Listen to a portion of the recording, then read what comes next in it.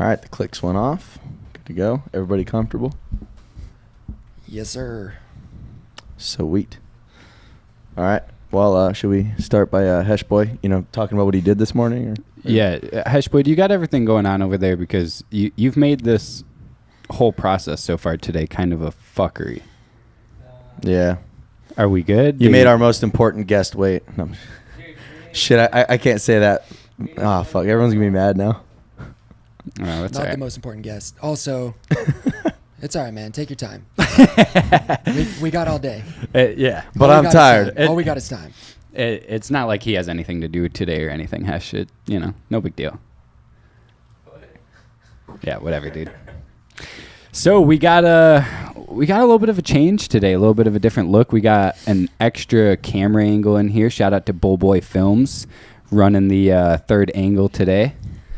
Got Bullboy on the Media Pub swag a little bit, showing Hesh Boy the ropes, keeping Hesh Boy in line because he clearly isn't. Forgetting shit. Had to go buy a new tripod on Dylan's card earlier. Yep. New guy steps in and he's already showing you up. What's going on?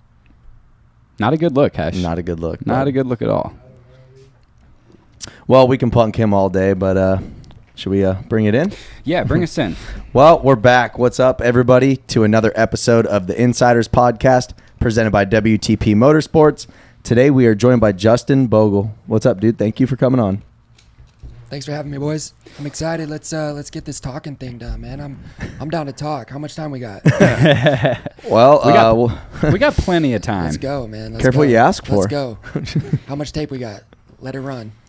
when we run out, we'll just throw new ones There in. we go. So Yeah, 10 we're hours? Good. We're good to go. Whatever it takes, man. Whatever it takes. I don't think- think I'll make it 10 hours, but I think my card says 8.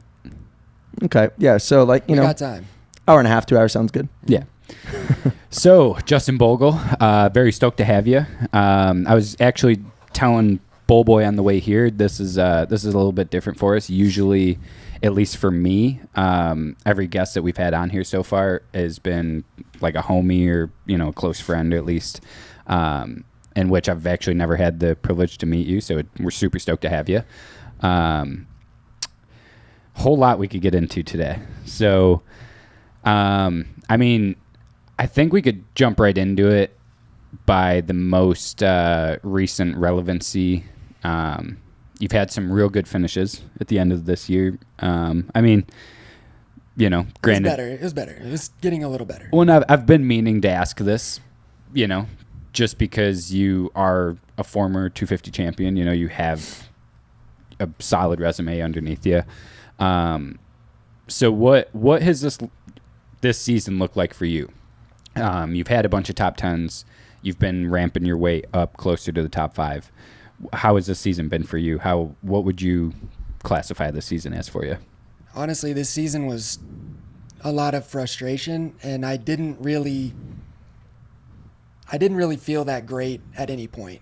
I kind of struggled the whole time. I started to kind of come around at the end of Supercross, and I crashed in Dallas, separated my shoulder, did a couple of things, and took the wind out of the sails for a bit. So I came in outdoors, same song and dance, a little unprepared, and then was hoping to ride my way into it on the weekends. But yeah, it was a struggle, man. I didn't even get a top 10 until like this month. You know what I mean? It was not that enjoyable. So, I'm not giving like a barely passing grade. Like I give myself like a C-, I guess. You're right. I don't know, man.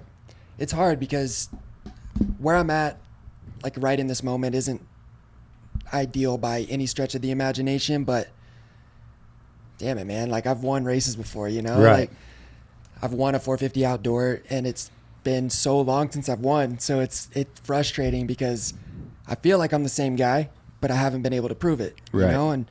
And that's all on me. So, yeah, man, not a lot of fun. I take that back. I had a lot of fun this summer.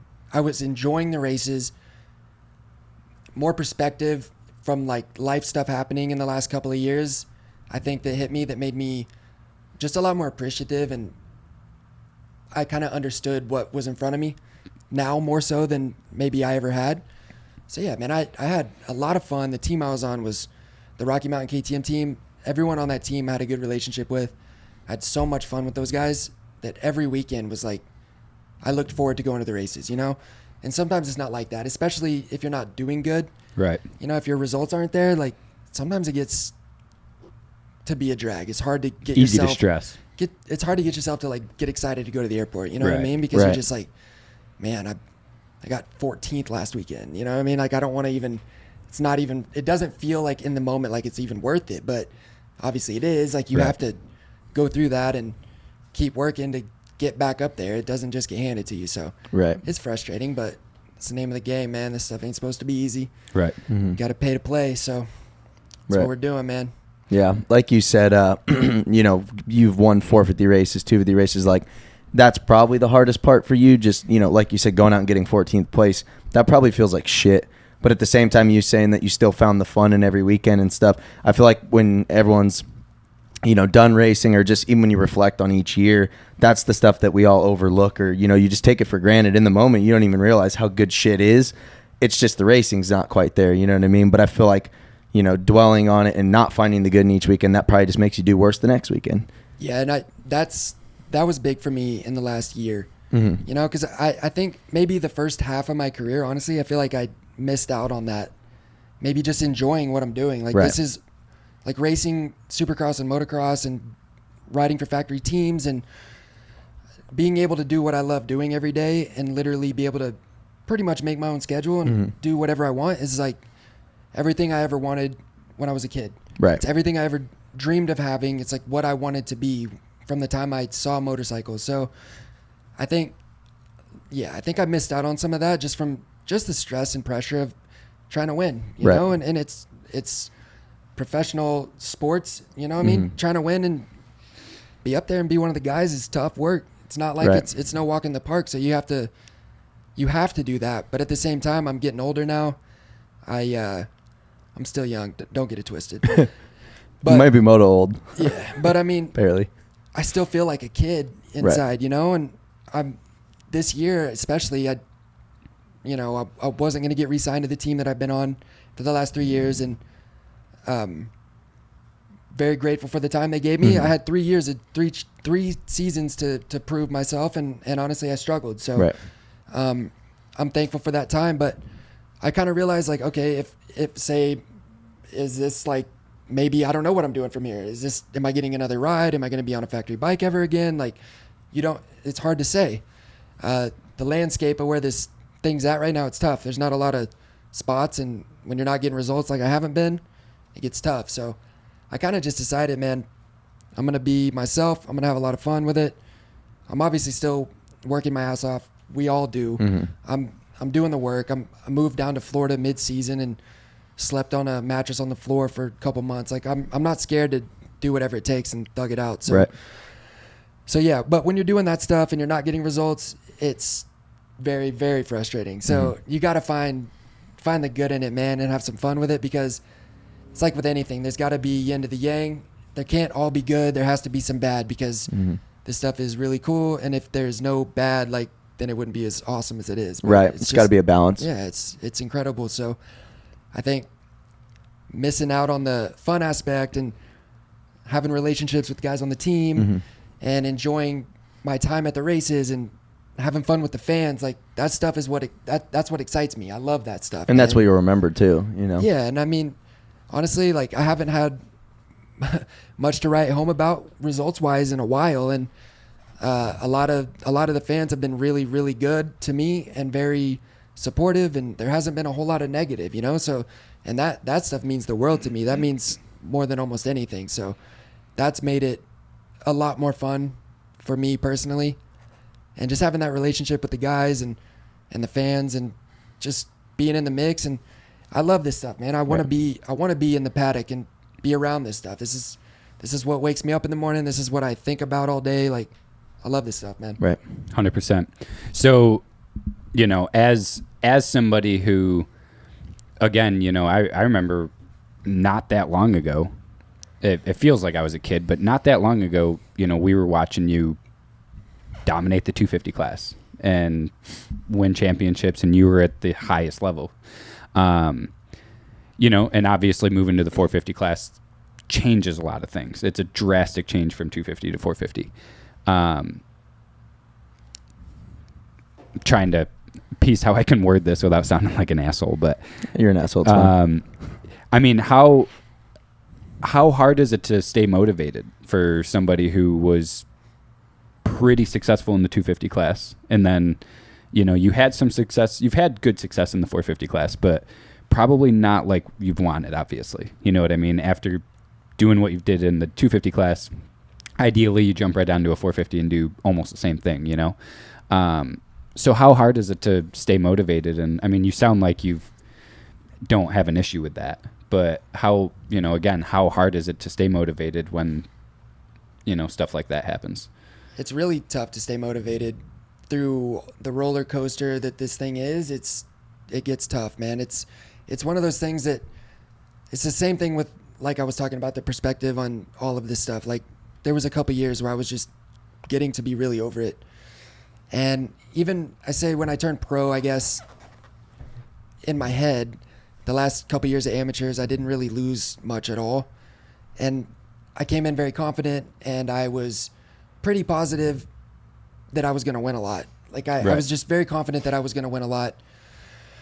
And even, like, when I won that Supercross championship, you know, 600 years ago, it felt like I wasn't even that excited, really. Like, that sounds bad, but at the time I was like, whatever, I got to get ready for outdoors. There'll be more. Right. There wasn't more, you know? Right. Like, so it kind of goes back to that, like, memory thing, you know, exactly. Not really appreciating the little things. Exactly. And I had a good time that season because I had I had a few big injuries in the off season. So I wasn't even supposed to race that year. The team hired a filling guy and everything. Like, I wasn't supposed to race. I rode a couple days before the first round, and I went there and got some decent points and then gave it a shot, and it ended up working out. So in my head, I was like, okay, well, obviously I'm going to run the number 1 plate next year, and I will be more prepared, so I'll do it again. Yep. And I ended up having a shoulder surgery that off season pretty late, and then same story, rode a couple of times and went to the first round. And that year was Marvin, and he was firing on all cylinders, if you will. So he definitely kicked my ass that year.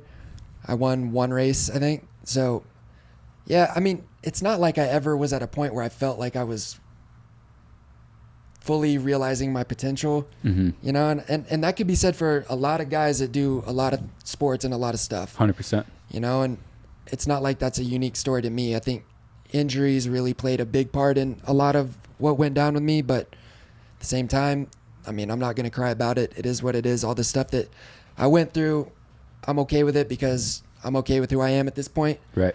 But yeah, it was, I think almost every year in my career I had a really big one with like a legit surgery. Yeah. And that made it tough. Like that's what started to wear on me more than anything, was just constantly having to like crawl up off the floor and try to get some momentum going again. And like, man, I feel like I'm so confident in myself and my ability on a motorcycle, and I'm not really scared of the work. I'm not scared of suffering. I really like that stuff. So it got really trying at a certain point, just whenever I felt like I couldn't just get past that brick wall. Like, I just kept running into it. Yeah. You know, and it's like every time I ran into it, I got hurt. And I'm like, I was starting to get very, very frustrated, to the point where I was just pissed off all the time and not that fun to be around. And everyone that's around me a lot, my friends and stuff, they know that's not really me, you know. 100%. Like, I'm always cutting up and being an idiot. So, yeah, dude, I haven't accomplished nearly what I thought I would, but shit, man, I think pretty much everybody could probably say that. So right. Is what it is. You know, I've tried my best. I don't feel like I've left any stone unturned. I've done all this stuff, trained a bunch of different ways.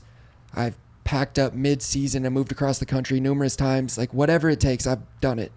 So I think when it's all said and done and the fat lady's singing her song, I don't think I'm going to be, you know, disappointed or have regret, because I've done everything I felt like I could do to give myself a shot. So I don't know, man. That's all you can do. Yeah.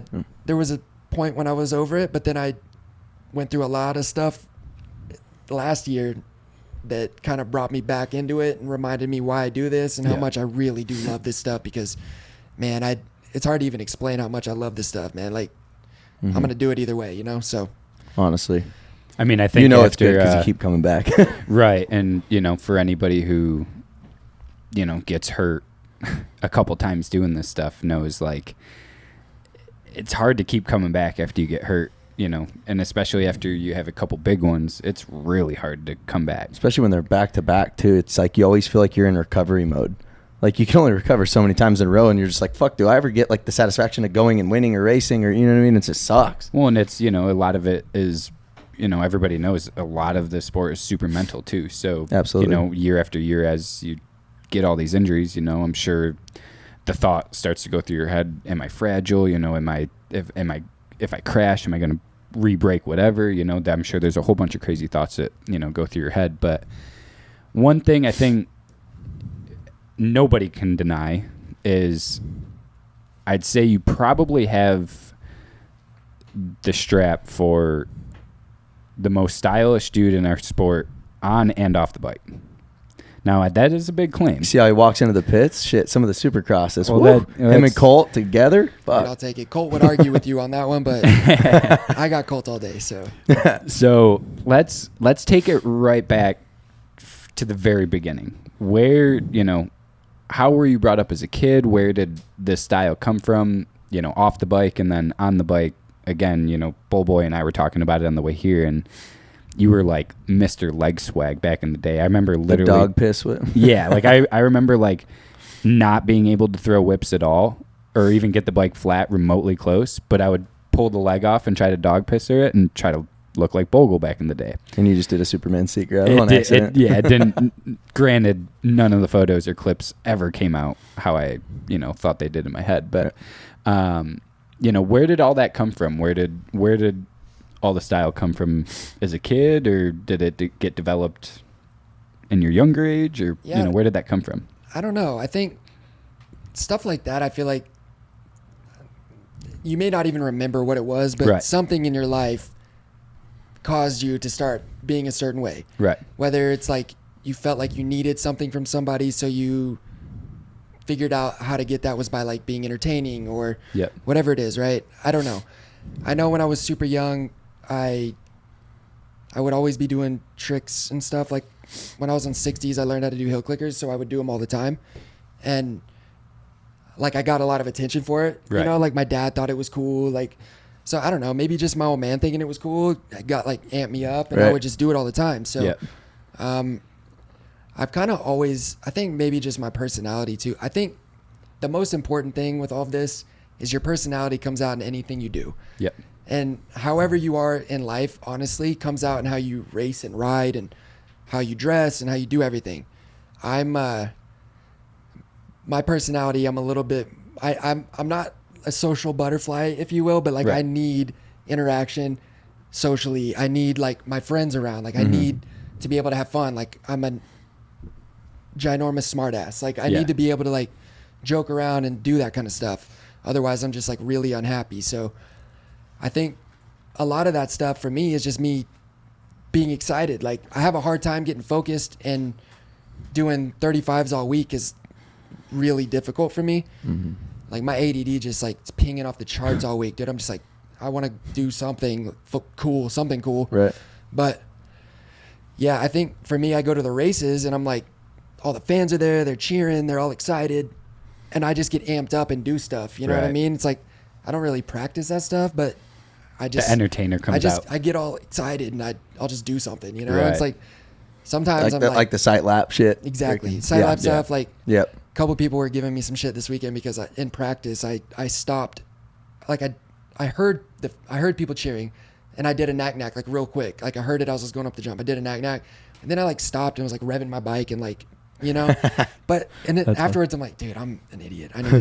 I should shit, that was a fast lap. I should probably do a fast lap and qualify. But I just get excited, and that stuff is like what amps me up, and it honestly helps me focus because it's like you get that adrenaline and that endorphin rush of like happiness, you know? Right. 100%. Well, it's shit like that makes the sport, and you just do it naturally because it gets you going too. You know what I mean? So it's a win-win. I mean, obviously time and place, but fuck, who cares? Yeah, time You and know what I mean? place. But like I said from this weekend, But it's like, what you I want. did that, and then the next lap I did a lap, and I went to like P3 or 4 or something. So Yeah. it was like, You needed that.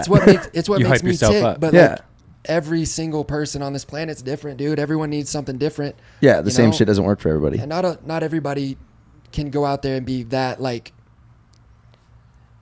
stupid and messing around all the time I might need to try that shit. and be like still able to focus and do their job. Right. Right. You know, but I do better when I'm having fun. Yep. So I mean, dude, we all work so hard, and it's so difficult during the week. And I'm living in Florida, training at 83 compound, and it's like 900 degrees every day. It's Right. It's hard work. So I have to enjoy it, because otherwise I'll just ground down and start to get a little burnout. Right. And then For sure. then you're not getting the best out of me. Yep. You know, so and plus, Anything to keep it fun, right? yeah, and like I said, I mean, the fans like that stuff, man. Like, Yeah. people love seeing cool stuff. Yep. I love seeing cool stuff. Well, and yeah, think about it. Like, I mean, I'm 27 now, and I could still go to an outdoor race, and I'm gonna get just as hyped up as you doing a knack over the biggest jump there than I am the first lap seeing everybody go by. You know what I mean? And I'm 27. Like, I still enjoy that shit just as Yeah, much that's not as I even was. kid shit. That's exactly that's right. human shit. Exactly. So that's what I'm saying is, like, you know, you don't have to be a kid to see that and you're like, that was fucking sick, you know? So, you know, kind of like what Dylan said, I really do think that's good for the sport. And I kind of wish more people would do that. You Right. know, me seeing everything from like a marketing standpoint, that's just how my brain For works. sure. So like, Definitely. you know, and again, like how you said, not everybody works that way. So maybe Tomac's not able to, you know, take his mind off of what he's doing. That's a to do tight ass that. bubble. Right. But, you know, fuck, if he did, it'd be sick. You know what I mean? Like, it'd be Very cool to see. Right. At the same time, like we talked about it off camera earlier. I mean, I'd trade him careers. So whatever he's doing, Right. you know what I mean? Right. Maybe I'm the idiot and I don't know what I'm doing. Right. Because Yeah. I mean, like you said, though, like growing up, like obviously even you winning, like that's the goal, that's your dream. But at the same time, like you said, your championship were the days that, like, honestly, you probably went through the motions so heavy you don't remember a lot of shit. Like, there's probably stuff missing from that. You know what I mean? And it's like that's probably where he's at. Like, I bet you've probably had a more fun career. You know what I mean? And yeah, he's winning, he's the best in the world. But at the same time, it's like, well, what are you actually taking out of it, though? You know what I mean? Winning isn't really everything. I mean, it is, but you got to enjoy it. A lot more money and a lot more hardware in the house. And Yeah. all Yeah. that cool But what are you stuff going to do with it?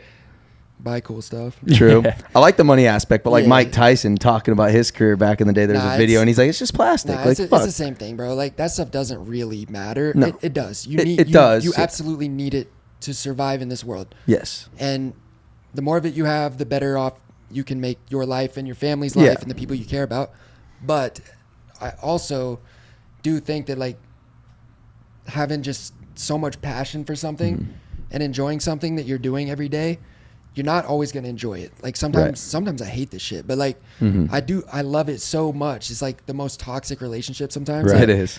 it's like we fight, we make up, I love you. Right. And then How could we something fight hurt you again. so bad and you just keep coming just back? breaks my heart constantly, and I just keep coming back, man. I can't help it. So It's worse than chicks. it's worse, man. It is way, because this stuff physically will hurt badly too a lot. Mhm. So you know what I mean. But yeah, I don't know. I mean, someone like an Eli, like, dude, he's one of the best that's ever done it. You know, he's got a lot Absolutely. of championships, and that's what I aspired to as well, Mhm. and that's what I wanted to do, and that's what I wanted to be. But it didn't really work out that way. Right. You know, like, whatever the obstacles that I had to go through and the things that maybe situations I put myself in, you know, I can't blame anyone for anything. Like, obviously I'm the one on the motorcycle. So,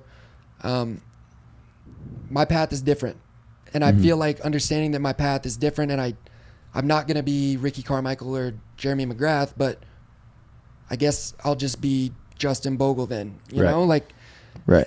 there's worse things I could be than just being myself. Absolutely. I'll just be me and enjoy this thing while I'm doing it, because I love it. It's all I ever really wanted to do and be. So maybe I'm not a 10-time champion when it's all said and done, but I think people like myself, with having that passion and wanting to be there, like, I really want to be there. You know, I haven't made that much money in the last handful of years. Like, I've been riding on, bonus only contracts. Some Right. years, like one year I didn't get bonuses at all, Right.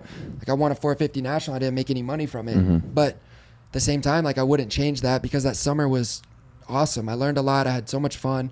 Is that the RCH summer? Yep. Yeah. I had just that feeling of like finally like winning something again, Right. It was worth more than the money. And just having respect from the people that you care about and the people that you work with. Mm-hmm.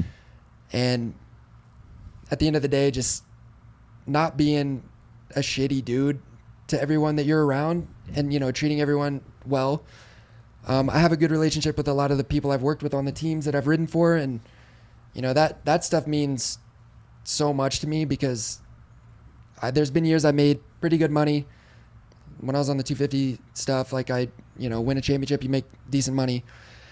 And there's been years I've spent money, like I've just went way in the red. Right. Or whatever. I don't think I had any more fun when I made more money or otherwise. Right. I think it's not all it's about, but I would obviously love to make more money. But Oh, everyone Yeah. would. but at the end of the day, if this is what I have and this is the path that I have for myself from whatever's happened in my career, I'm not going to be a zillion time champion. Like I know that. I'm 28 years old. I'm still going to race. I'm still going. I don't know how much longer I got, so I want to enjoy it and make the most of it and get as good of results as I can. Yeah. It's not really that win or die kind of thing like it used to be, where I think I got hurt a lot too because I couldn't really accept not being up there, so Yeah. I would do some stuff and make some decisions that weren't the best, but it's not like that anymore. Obviously I still feel that delusional confidence that I kind of always had where I think I just could do it no matter what. I don't think that's a bad thing, though. It's not. I think anyone that's going to be good or great at anything has to have a You- little bit of that. yeah, and you're a little exactly. bit crazy, like Yep. I'm a little bit crazy sometimes. Like that's kind of part of it, I think. I think you have to have, like Yes, what you you do. just said, if you have to have a little bit of that to do anything in this sport or any sport, really. And in life, anything, I Right. think you have to be Right. a little bit off to Yep. even Oh, to absolutely. even think that you can do Right. something like that, like because it's not normal and it's Right. like who do you think you are thinking that you can be somebody, like Mhm. that's how like the world looks at it, but you got to be a little bit crazy and confident enough, even if it's delusion, to just Yeah, but it believe doesn't matter if it's otherwise. delusion. It's all what it is to you. Hey, it's delusion until it's real, right? Like Exactly. you But if you actually, if you believe in it, whatever the fuck you want to call it, that's all that matters. Yep. It doesn't matter what everyone else like. Oh, he's delusional. All right, cool. Well, I don't fucking think I'm delusional yet. You never know, man. Hey, Yeah. watching You gotta try. Watching Monza this weekend, man. Ricardo getting the Dude. win. Who was No. expecting that? No How one. sick was that? Nobody was Nobody. expecting Nobody that. but Ricardo. But guess what? He's a bad dude. Yeah. Yep. And he believes in his heart and soul that he can still win. Absolutely. And when the opportunity presents itself, you're there to capitalize Yep. Mhm. and win that thing, dude. Like, That's so true. Incredible. Like almost just gives me chills even thinking about it because it's so fucking cool. Yeah. Like, man. Well, and you can probably relate to that too. You know what I mean? Yeah, because that's somebody who, I mean, shit, man. He's had the highest of highs and he's had some of the lowest of lows. And his last few since- years have been fucking tough. That's what I mean. I mean, he's he's been up there, and then his last couple of years, he really hasn't. Yeah. So, but that was sick to see. Again, like what you just said, is he's somebody who he has never lost that mentality of like, dude, I have it, and you guys can think whatever you want, but I've got it. I know I do. It doesn't take long for people to start questioning that, you know? Mhm. It happens very, very quickly. Right. Like Right. people start to doubt one weekend of Yeah. a bad race, and Only as good as your last. yeah, which I get it. I understand that. That's life. That's how everything works. Business, sports, it doesn't matter. But at the same time, if you're the athlete or you're the person, you're the CEO or whatever you are, you don't if you're at that level, but you can't listen or buy into that because, I mean, just because people say it doesn't mean it's true. And Yeah. also, if you believed and if you could even get swayed that way, you wouldn't be where you're at. Right. Hell no. You Yep. know, and Right. like DR is gnarly, dude. He's won races before. Once you've won races or won at whatever you're doing, deep in there, man, you still believe that you can do it again. You win one, you can win again. You've done it, so you know you can do it. You know, you've proved it already to yourself. Right. One, it's funny too because I feel like a lot of the people that doubt you, once you make something of it and they have a reason not to doubt you anymore, then they become a fan. And then it's like, well, if I'd fucking listened to you, I wouldn't be where I'm at, and you wouldn't be my fan. So it's like, how's that work? I mean, there's beauty in that too. Though. There is. You know, like, there is. It's motivation. part of it, and it is motivating. Or you can just, you know, you got to take all that stuff with a grain of salt either way. Yeah. But I mean, it's even like the Instagram thing. Like some dude commented on my Instagram yesterday and said like some smart ass comment about me. Maybe I shouldn't be making music and throwing whips and all this, and I should be trying to win. And I was like, I just answered. I was like, yeah, dude, I'm trying. Like, you know, I was just, how about both? Like, I was like, yeah, whatever. Like he was trying to be a dick, but I was like, yeah, no, I feel you, honestly. Like, you're right. Like I'm not winning. It's not fun for me either. And then he replied back with like, how he respected me more now. And he's a big fan. Your response was not what he was. No, he was because not I didn't expecting respond like all pissed off. Fuck but I'm you, like, well, dude, like whatever, bro. The fact that you gave him the time of day and were respectful about it. Were respectful about it. Then, and that's the thing is, unfortunately, like, you know, we've all heard this how many times, and I'm sure you've heard this a countless number of times. Like, you know, for somebody to go on to somebody else's Instagram post and comment something shitty or negative. Like that. Is probably, you know, for one, not killing it in their life. You know what I mean? Probably aren't out working towards winning any championship in anything. You know, I think I heard it on a Joe Rogan podcast, but, you know, think about the type of person to go leave a negative comment on a YouTube video. Like, I know that takes work. Like anybody, I've never commented on a YouTube video because I don't even know how. I don't even know how to do it. Right. And I have a YouTube channel, like, and I still don't know how to do it. And anybody Seriously. for anybody to like take the time to write something shitty or negative like on who a hurt YouTube you? video, like I don't. But that's the thing, though. Everybody I know that is pretty successful or that is trying to do something in their life. None of those motherfuckers have time to go leave a negative comment on a YouTube video. We have time. We have time for a lot of things, but I mean, but that's not. You ever flown to a race? Right. You got a lot of airport time. You got a lot of airport time, but that's not. I'm gonna start trolling people. Exactly. Fuck it. But that's not how you. You know, that's not how. But like you what he use your just time. said, though, like, oh, who hurt you? But honestly, like, who? people are dealing with stuff. Yeah, and, like, everyone's people got are problems. hurt. Like things happen to people, and they maybe don't have an outlet to get that out. So they like, lash out. Yeah, so you lash out at someone you don't know that you can't see the reaction, and you can't see that maybe that hurts them too. Right. And I mean, at the end of the day, like it always, we're all human beings. So you can say like, oh, I don't care, or whatever. And yeah, to an extent, you don't care. But you're a human. If someone's like, yo, eat shit and die, why do you have a ride? Give a ride to someone else. You suck. Blah, blah, blah. Yeah, you're a human, dude. Right. Like you feel that. Mm-hmm. Right. But at the same time, it's almost like it's a big exercise in patience and growth, but just trying to have some compassion, because if you respond negatively, it's just going to fuel the fire, and maybe they're even more fired up. But then if you respond back with like, honestly, there's a little bit of truth in what you're saying.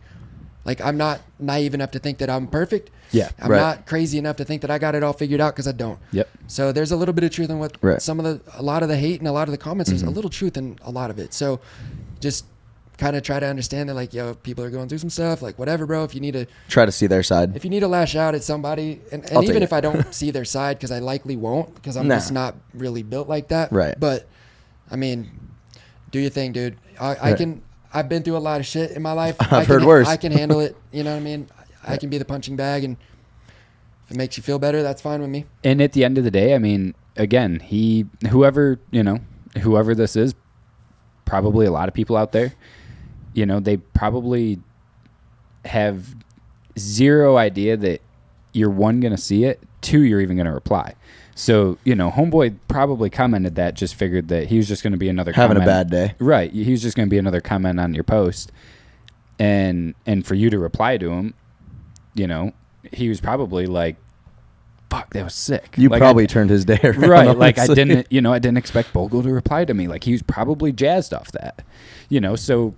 I will say too, like, for me personally, I don't know, because I'm not logged into anyone else's social media, but yeah, I've been very, very fortunate for some reason. Like, my fan base and the people that follow me and the people that interact, because I'm pretty heavy with that on like Instagram, especially. Like I'll talk to most of the people. Goes you know? a long ways, man. Fan interaction. And, yeah, I mean, and I enjoy it too. And then there's people that I've done that with that I've been talking to on there for 5-6 years. You know, like it's cool. You almost like become friends. Like it's cool. But at the same time, I've been so lucky because 99% of all the interaction on my social media is positive. Right. You know, and I know it's not like that for everybody. So when I say this stuff, like I'm not getting like constant. You're not getting hate. a bunch of hate messages and shit. I'm not getting constant hate, you know?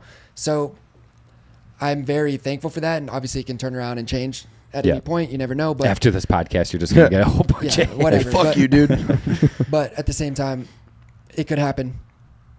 I'm very fortunate because for some reason, man, the fans and like the young kids that follow me and that are fans of me, they've been pretty ride or die with all of us, man. Yeah. Like everyone, like anyone that's like repping Pack EMH stuff, they like rock with them, and that's a really, really cool thing, man. Well, I mean, I've been involved in this sport for a long time, and I mean, not to blow you here, but I personally don't know anybody who doesn't like you. Like I get to those eyebrows. I get to this point every fucking episode where I'm sucking the guest off, but At least it's never me. I'm just because you ain't got nothing good to suck off, brother. No, I'm just kidding. But I'm just loyal. but honestly, like I've never met anybody who hasn't liked you. And again, and not just the sport, but every sport, like what we were saying before, it's kind of cutthroat. If you are doing good and then you aren't doing as good anymore, fans usually will just write you off. But I think a lot of it has to do with your personality. I think you have quite a bit more personality than a lot of the dudes on the gate. And again, you do, good with social media and you're interactive. And another thing that, I wanted to jump into was I think people appreciate when, somebody is not only into like one thing, right? So like, it's obviously sick that like people like Ferrandis and Tomac, they dedicate their entire lives to do this. Like that's all they do. They eat, sleep, drink, moto. And that's super respectable. But, we've talked about it on here a bunch of times. Like we think it's fucking rad how Roxon goes out and surfs all the time. And it's cool to see, dudes like you have other interests and have like other shit that you're into and think is cool. So like for you to do the music thing, like, that's super relatable to a lot of people because everybody likes music, right? So, there's probably a shitload more kids that appreciate you more because, again, your style and, your music thing and your style on the bike. And, again, it's easier to be a fan of you rather than some dudes that don't have any personality, if that makes sense. Yeah, and I think it's kind of hard to hate on someone that you can just see is like so passionate about something. I think too. Like I love music, man. I love making music. I love it. I'm not the best at it, never will be, but I love it. Yep. And same thing with riding. Like it's hard because I think I've proven myself that I want to be out there. I've been through some stuff and I keep coming back. So it's hard to really knock that. So I think, and with the music thing too, man. Like I don't know, maybe it's not everyone's cup of tea, and that's fine. That's not what I'm doing it for. I'm not trying to be a rapper or making music or whatever. That's what makes you happy. But I love it, and everyone has a hobby. Right. Just because I don't golf like every other person that rides dirt bikes. Bummer. Like, you know what I mean? Like, everyone has something that they do besides racing. Right. Whether, you're talking about like Eli and them, like Eli does stuff too, he Mountain hunts bikes. and he Right. mountain bikes. He does all that kind of whatever. Yep. Like he does other things too, as every single person on earth does. Dylan might be different. I don't think Dylan does. Yeah. I think Dylan might be the only person. Ferrandis might be the only person that is just all in. But again, it's hard to not respect that because I respect. I The mean, hell look out at what of he it just because did. Look Oh, at absolutely. what he just did. Right. We were all in the first corner this last weekend, and I had to stop in it because I got a terrible start and I was behind him, and I took off a little ways before he did, and I see him coming. I hear that Yamaha coming behind me, and I was like, Fucking I eats. looked back and I was like, Have it, brother. See you later. Go around, dude, because I'm trying to get.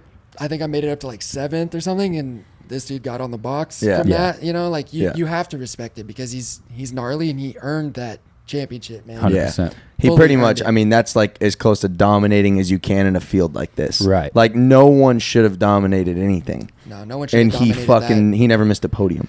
And he was That's just very insane. consistent. And obviously you can tell. I mean, Jimmy Button, we have the same agent, so Mm-hmm. I mean, I know for a fact that dude is like extremely dedicated. Yeah. Yeah. You know, everything in his life is that. So I'm a bit envious of that sometimes because I just can't function that way, you know? Right.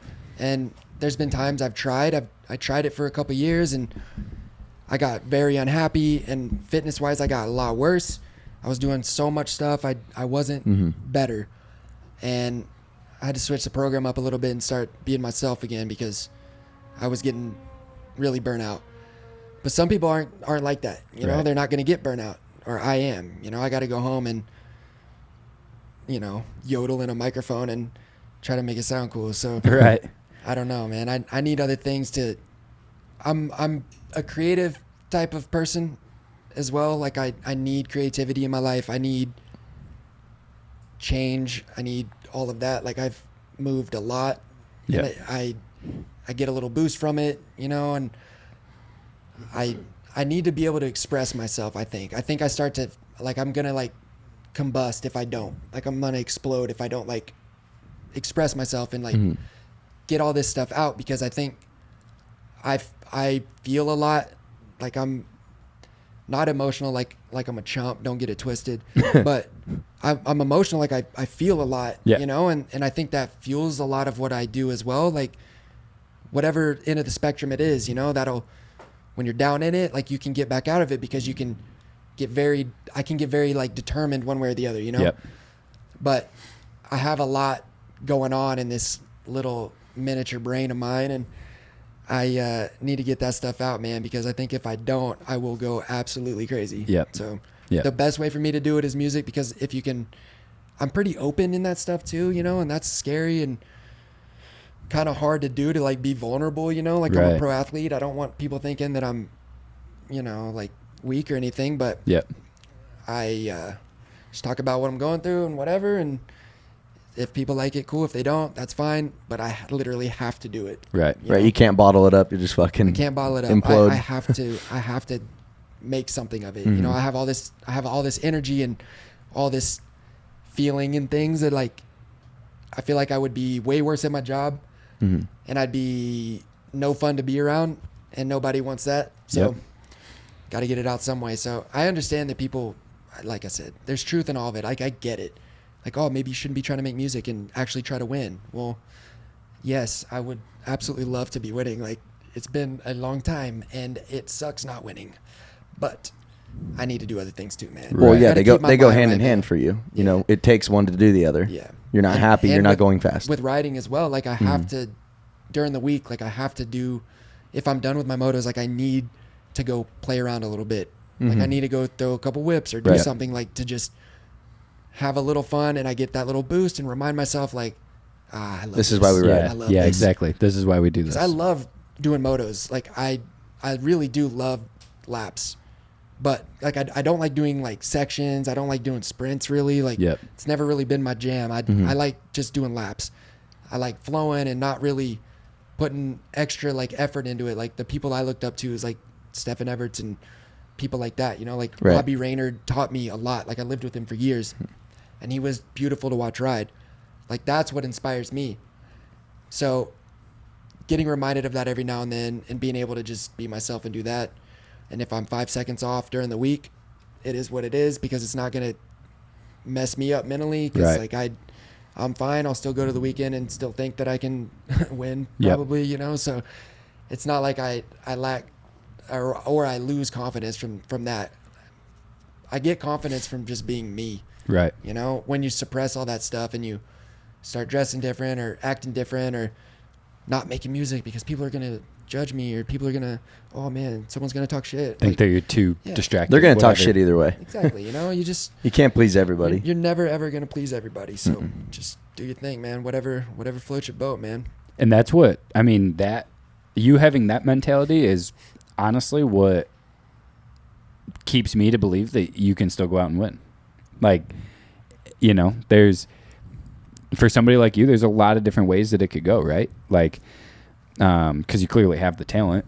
You know, that's why my question always kind of falls back to like, all right, well, this guy's already done it. You know, he's continuing to keep trying to do it. So like, where is his motivation at? That's, you know, for all you guys that can go out in top 10 any weekend, any one of you guys can win. You know what I mean? And I feel like it's been like that for a while. But again, it's, you know, I always see it as who wants it the most out of that top 10 or whose mindset is the best on that day out of that top 10, you know? So, you know, it's always interesting for, you know, people like me to hear like what keeps this guy going? What keeps is this guy able to still win, you know, or is he just doing That's this the to $1 million be question right there. right? But again, you know, that, you know, I'm no expert on anything for that matter, but again, you know, hearing you talk the way that you are, I would listen to that and be like, well, fuck, this guy could still do it. Like, he just needs to be on the right program and in the right mindset on that day. And, you know, there's nothing from the sound of it that, you know, takes you out of the question of still winning. You don't sound like you're... Yeah. I think with some people, maybe they're a little bit hindered by their like lack of confidence or their mindset, where I think for me, I've not really struggled with that much. Like, obviously we all have insecurities. We all have times where we lack confidence. Like, that's human being stuff. But I've never in my life since I was 6 years old doubted my ability on a motorcycle. Like, as crazy as that sounds, I've never ever doubted just my ability to ride a motorcycle. So I think that kind of carries me through a lot, just because I know like I can do a lot of stuff on a motorcycle that's not super normal.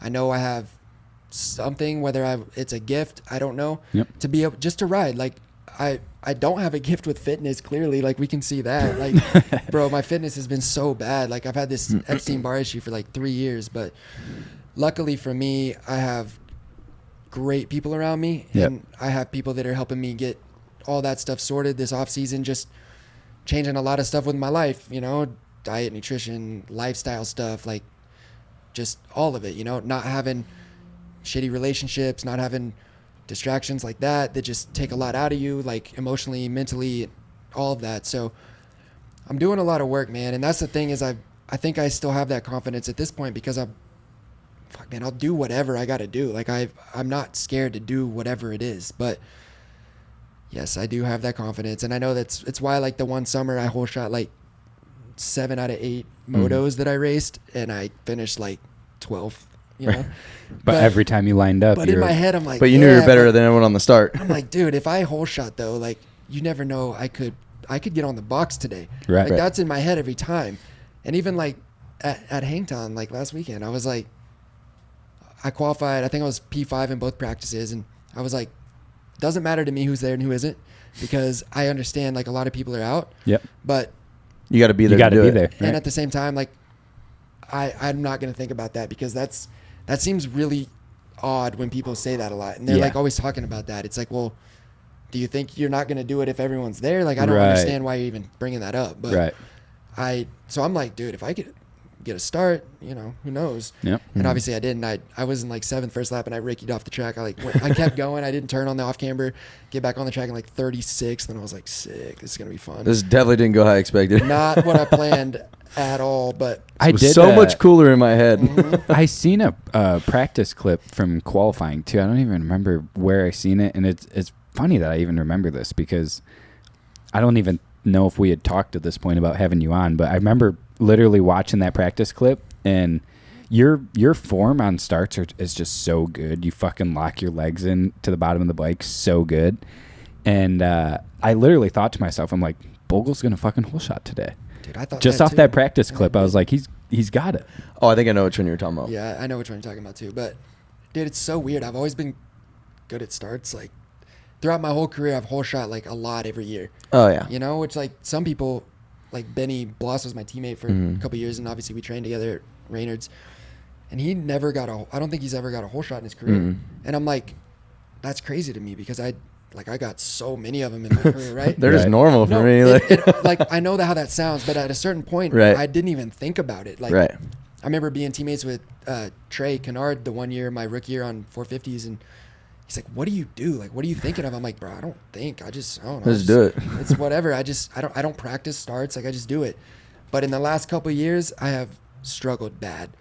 Right. I feel like, I mean, last year I don't really remember a lot, but like I feel like this year was definitely your worst year of starting. It was horrible, hands down. horrible. Because like, I mean, everyone knows you as a great starter. Like always, doesn't matter. JGR, KTM, Honda, didn't matter. You were always up front. Yeah. Especially the 1 year on Rocky Mountain, I think, is when you got the first year on Rocky Mountain, wasn't it? When you got, or was that RCH? That was. They got 8 out of That was a 7, JGR year. or Suzuki, right? Yeah. Okay. And at RCH, I got a lot of really good starts too. And What was JGR? And then obviously I was at Geico for like 6-7 years, and I got quite a few hole shots. And the last 2 years have been bad. I don't really know. Whatever. I'll figure it out in the off season. But yeah, I would go up there thinking I'm gonna rip it, and I just wouldn't. So besides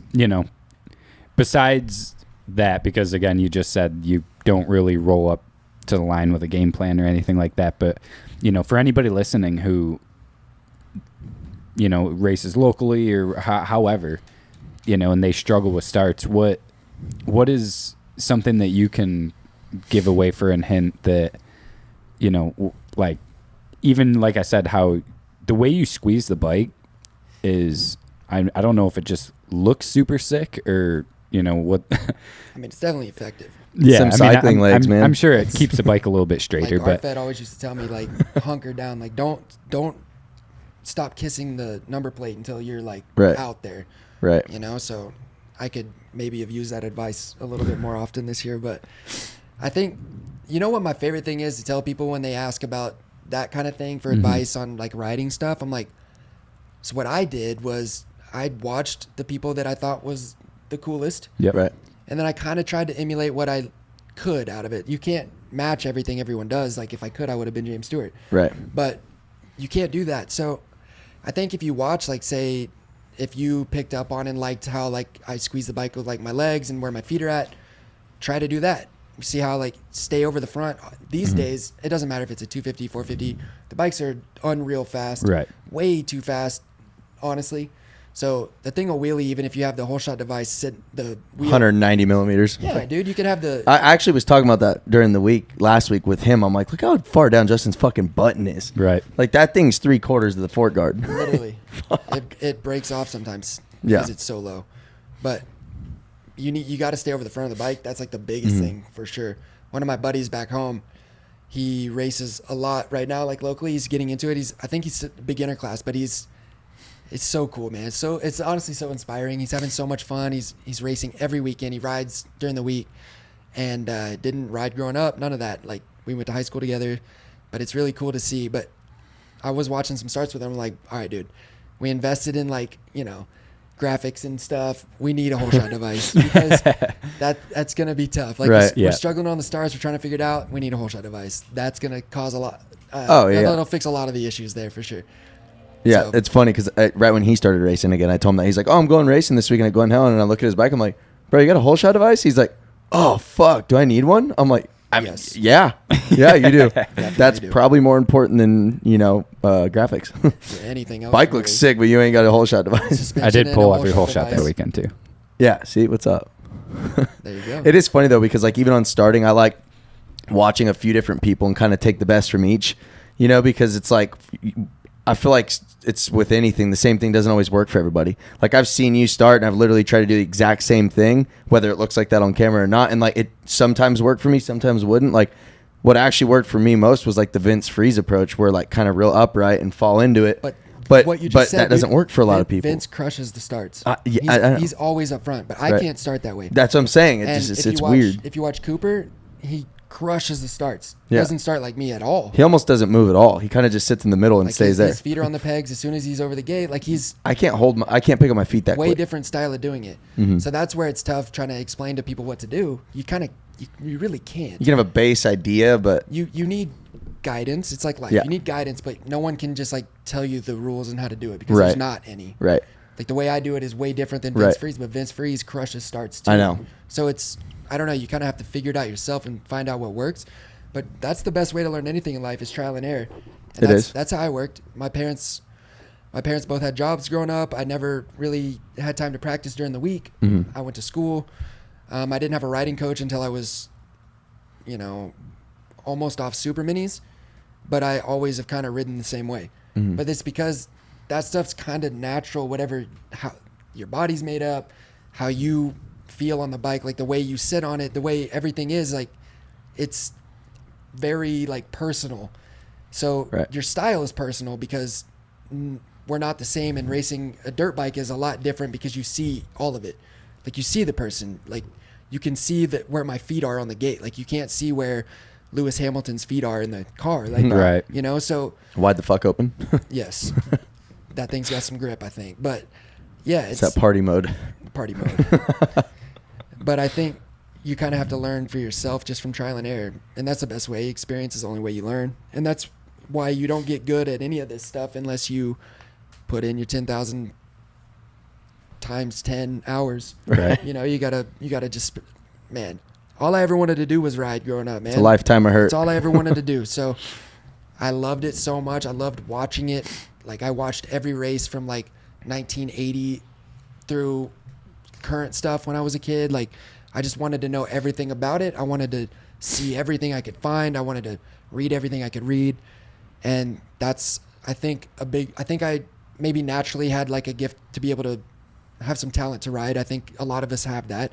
At the professional level, we are all like that. Yeah. We're all good. We've all been 250 Supercross champions. We've all we've all won Loretta's. Like we've all done that. So we're all at that same level of like God-given ability. But I think that you get good, like great, by just being so just enamored by something that you just want to know everything about it, and it's all you can think about. And that's just something It's an obsession. It's an obsession, and that's something that just has to happen naturally. Mm-hmm. Like if you love something, you can't not love that thing. Like it Right. doesn't matter. Like the heart. But then you wants can't what force it wants, on bro. Like, somebody. you know what I mean? Yeah. Right. No, you can't force it on people for sure. Like Right. my dad never forced it on me at all. Never. When I was super young, people would be like, "Dude, why are you making him like jump that?" And he's like, "Are you kidding me? I don't want him to jump that." Kid's a psychopath. Did he race? Your dad? He raced like a couple times, Okay. but he rode like his whole life, like just for fun. Him and his buddies all had dirt bikes, but never really anything else. And then when I started racing, we weren't going to go very far. We weren't going to do much, just kind of have fun with it. And then it didn't take long for him to kind of realize like, oh, all right, well, I guess he loves it and he's pretty good at it already. Like we're going to have to start doing this. So yeah, I mean, like I said, I didn't have a riding coach or nothing because Right. my dad didn't know anything at all about it, dude. Like he Twist the grip. he still complains about it to this day. Like he shattered his ankle a couple years before I was born, looping out on a triple. So like not a Supercross triple. Like I'm talking like at a local track, like Okay. like a normal like a local track that was in Oklahoma. He like looped out on this jump and shattered his ankle. So like I didn't have any guidance as far as that goes. Like my dad was just like, man up, be tough, do as good as you can, and as long as you're doing as good as you can, I'm never going to be mad at you. And if you're winning, throw a hill clicker, do a knack or something. Do something cool. Yeah. Nowadays he loves that shit. He's like, yeah. Oh yeah. So when did I told him to do that. when did racing start to become serious for you? Like at what age were your parents like, all right, we're going full into this? I'd say, honestly, we started taking it pretty serious. Like when I was like, it's weird though, because like me talking about taking it serious, like when I was 6 years old, we started going to some amateur nationals, and we went to Lake Whitney, and I got second in the 50 class. Which that was a big race back in the day. Yeah, it was one of the big ones, and I think I won the first moto. Didn't know anything. Like my parents weren't rich. Like they gave me everything I needed in life, and I never lacked love or support. But like we went to that race, and me and my dad were sleeping in we had a camper shell in the back of like an F-150. We were sleeping in that. Yeah. And it was just looking back, like that's so fire to like know that that's like you can do it with whatever. Like when Well, that's there's a where it will, there's started. a way, man. Yeah. Like, you don't need anything crazy fancy to be great. Like you just got to want it and be good. So yeah, man, we started going to some amateur races then, and then this would have been in 2000. So I was six years old. I won my regional, and then I went to Loretta's, and I didn't do that great. I think I got like 13th. And so we were, I guess, taking it serious then because I'm doing amateur nationals Right. and stuff, but I didn't really take it serious, like for real, until I was on super minis. Because I went to school through high school, so I never really got to just like dive in and ride and train and do all the stuff that all the other kids were doing. Kind of eased into it. No shit. So you weren't homeschooled the whole high school career. I graduated from Cushing High School in Cushing, Gotcha. Oklahoma. I think that says a lot for. I mean, we had Cody Schock on here not too long ago, and he was talking about how he didn't get homeschooled. He graduated high school too, and I mean, you know, a lot of kids and parents nowadays, I feel like think that that's the only way to go, and Especially when I was a kid. Every single kid was homeschooled and going to Yeah. a training facility or MTF or something when they Yep. were, 10, 11 It's years just hard old. to have a social life and be a social person. Like You're not. you're not. You're not going to. No. But also, I turned pro at barely 18. I went to high school, and I literally went to high school. Like, I didn't, like, do some weird stuff where I went half a day and I got some special treatment. Right. Like, I went to high school, dude. Like, so it's not like, oh, man, I was going to miss out on something. Like, as soon as I graduated high school, I started winning everything in amateurs.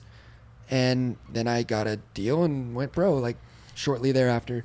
You know? And, I mean, I wouldn't have changed none of that because I wouldn't have turned pro any sooner either way. Right. right. So I don't. I know. And like, what's the rush? Like, What's the rush? And I mean, you look at like Kitchen right now. Like, kid's gnarly. He's talented. He's fun to watch ride. Dude, he's older. right. He's like 20. Yeah. Right. But it doesn't matter. Well, and like Jet's kind of like a once in a generation type of kid. it's someone like Jet. Like, You know what I mean? he's young, but the way that they came through is just He was different. brought up different. Right. It's different. Like America, we're not on the same wavelength as them with No. that kind of stuff, man. We're, especially in recent years, like it's gotten a bit, I think, off axis in amateurs. Yeah.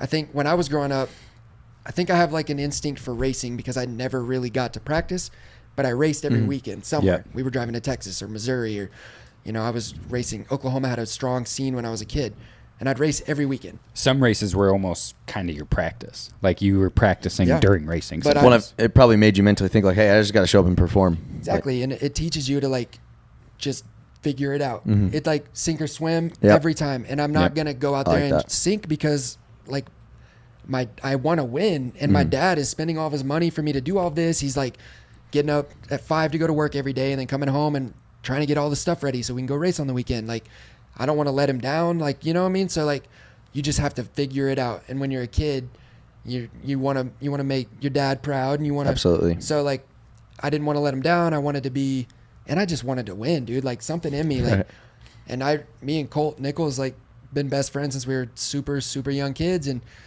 I raced him every weekend growing up.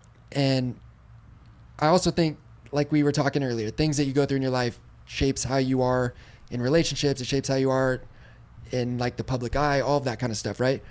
Me and Colt were best friends, and we would have the gnarliest like knockdown, drag out battles every weekend, like tooth and nail, dude. Like he was a little bit better than me when we were young, like on 60s, but I beat him a lot because I was willing to die for it. Right. Even if it was like Right. an Oklahoma State Series race, I was willing to die for it. That's how bad I wanted to win. But we would get off the track and we're best friends. right. Like, it's all good all the way up until like 2 years or 4 or 5 years ago when I moved up to 450s. Like, it never changed. So I don't have to like hate my competition, but I think it's Right. because growing up, my best friend was my main competition. Right. Right. And Well, that's kind of how it should be. At the Yeah. end of the day, off the track, everyone should be friends. Like, Yeah, everyone's so bitter. I don't understand that. I do get that some people have to do that. Yeah. But it's personality types. It's all that same stuff. Yeah. I can't go to the gate knowing I hate everybody and like enjoy it at all. Like, No, it's that just- almost makes it like too serious, right? It's just like, Right. I don't know. You just seem like you're just, I don't know. It just seems like really corny to me to have to like hate your competition. It's like, Right. I've never cliche. even been that way. I'm like, yo, if you're better than me, you'll beat me. right. If Right. I'm better Best than man you, win. I'll beat you. Like, I'm not like going to do any weird stuff because or get all pissed off about it. Like, you know what? On that topic, this weekend, dude, Surratt absolutely crushed it. Right. He kicked He did. ass, dude. And Shout out to Surratt because he Bro. fucking killed it. And I like that kid. He's got cool style, and Yep. and he's a good kid. And I pulled off the track second moto. Like, I had to work to catch up to him. Like, I got a bad start. I had to work to catch up to him, and I passed him, and I pulled him a bit at the end, but then I slowed way down on the last lap, and I was in no man's land, so I was just finishing the race. And after the race, I stopped, and I waited, and I grabbed him. I was like, dude, kid, hell of a job today. Like, Right. 7th overall, bro. That's like, nuts. but that's cool. That's like, you got to give credit where it's due as well. Like, as a man, if you're that insecure and like unsure of yourself that you can't Compliment another man. tell that dude, like, yo, you did awesome, bro. Like, Right, that was right.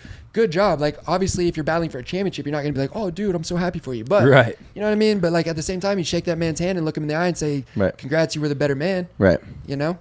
Like, I mean, it wasn't even close when I lost the championship, when I lost the number 1 plate in 2015 in Supercross. But first thing I did was walk up to Marvin and shake his hand and look him in the Congrats. eye and say, dude, Right. you were the better man. You deserved it. Right. You know? I tried my ass off and you beat me. So congrats. But I'm, trying not to let that happen again. So just know that. But Just Ricky Bobby, just know I'm coming for you. I'm Yeah. coming for you. But yeah, I don't know, man. All that other stuff, it is that serious though. It is. It really is. This is our whole entire livelihood. This is the only thing that I have. Yeah. You know, I don't have I don't have a backup plan. You know what I mean? I don't have like a family business to run. I don't have any of that kind of stuff. Like, this is what I have. Right. So it is that serious. And that's why it's tough sometimes, but that stress stuff will kill you quicker than anything. So Yeah. try not to dive down that rabbit hole too much, but I mean, it's tough not to be that serious, man. I get it when people are that serious. Like Dylan, man, he came across the world to do this. Right. You know, like Made a Left lot of left his sacrifices. friends and left family his and friends, his family. Like, I know how it feels just going across the country. across the country from my Yeah. family and friends. Like, I'm a 3-hour plane ride from my parents, Yeah. but I still sometimes get a little homesick, you know? Yeah, absolutely. So I can respect it because shit, dude, it is that serious, man. It is. It's just important stuff. And all of us grow up our whole lives wanting this. And when you want something that bad, you'll do damn near whatever for it. So I get it. Are you sick of going to your local motorsports store and getting ripped off? Our guys over at mxboot.com got you covered. They hooked us up with a promo code to get you guys set up with some freshies. Use code INSIDERS at checkout for 10% off your next purchase of a new or used pair of boots. Their one-of-a-kind boot trade-in program allows you to get the most boot for your buck. Trade in any brand towards a new or used pair of boots in their inventory. Just send a few pictures of your boots to them on Instagram or Facebook, mxboot.com, to get an instant trade-in value. And check this out. A full line of Alpine Stars are available, featuring the Tech 10s, Tech 7s, and Youth Tech 7s in tons of colors and sizes. Make sure to follow mxboot.com on Instagram and Facebook to stay up to date with the latest news, like limited edition drops, used inventory, and featured deals. Definitely hit up mxboot.com. We use them for all of our needs. So hit up mxboot.com for all your needs. That was fucking hard. So change it up a little bit.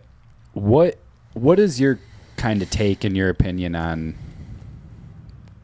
amateur racing nowadays compared to what amateur racing was in your time, and even, to professional racing and what it is now? And, I think, again, I see everything from like a marketing standpoint.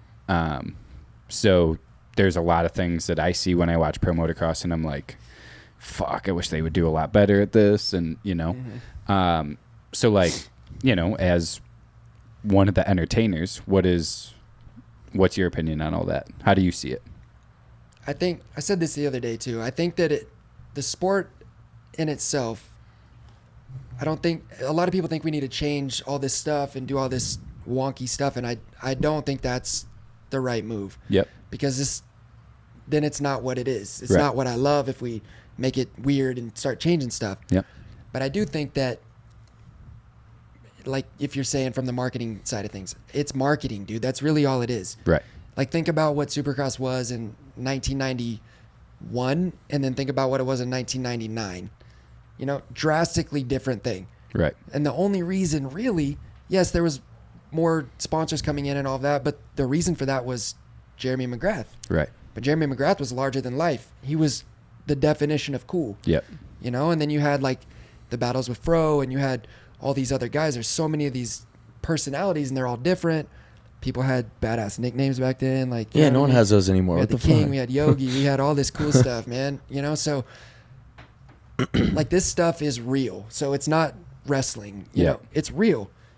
So you can't fake any of that stuff. Yep. But, you know, if somebody like myself with my personality, like it could be marketed a certain way, you know, and somebody with even like on the other end of that spectrum, like an Eli, like just because he's different from me, like what he brings to the table, even off the bike, like there's a lot of people that feel like that. And there's a lot of people like him out there. So you can tell the stories, but the problem is you got to tell them correctly. Yep. Because if you don't, then it's almost like making it worse, because then it just comes off really corny. But it has to just be genuine. I think the main thing is that everything that goes on just has to be real. Yep. It has to be just genuine. No BS. You're not faking anything. I'm just being me. Yep. And if that can be marketed, cool. If it can't, okay, maybe I'm not meant for that. Yep.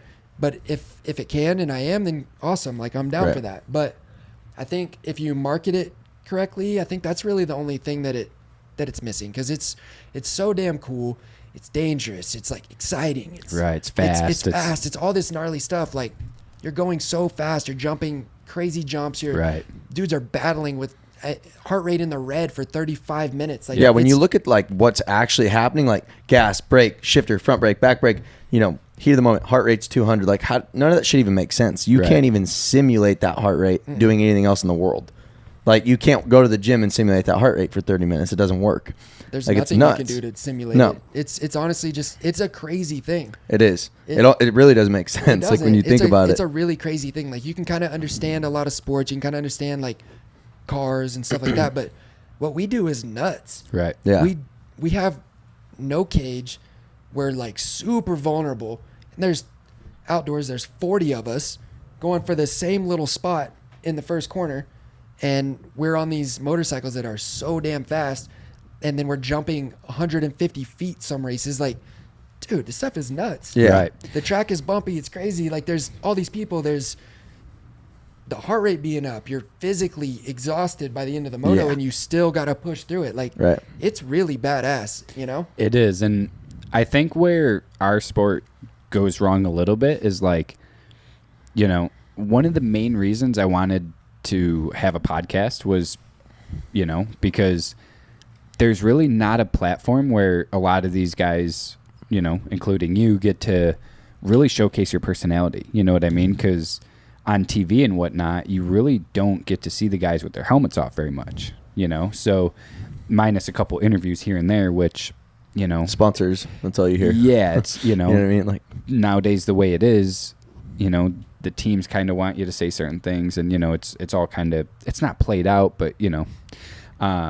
It's a tough position because no one wants to do that. Yeah. And that's like the thing that sucks, because for the fans, they don't like that either. But like, I know. You don't really have a choice, you know? Like those guys are paying your bills. And that's the corporate part of it. But that's literally in the contract. Like if you want this amount of money for this team, you have to, we need something back. Like, and with that, like, well, duh, nothing's for free. Of course you need to do something for it. Like they're not just going to give it to you and say, yeah, have fun, go just say whatever you want. Right. So I get that. Yep. And that'd be pretty fucking cool though. It would be cool. And that's where, again, like, you know, from a business standpoint, I do get it. You know, sometimes I wish it was a little bit more like F1, where they're just like, we're going to say whatever we want, and it's like, no, this dipshit took me out. Like, I'm pissed. There's so much money in something like Formula One that exactly.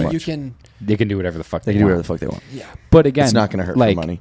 I think, you know, all of our teams are hurting for money constantly. You know? Yeah.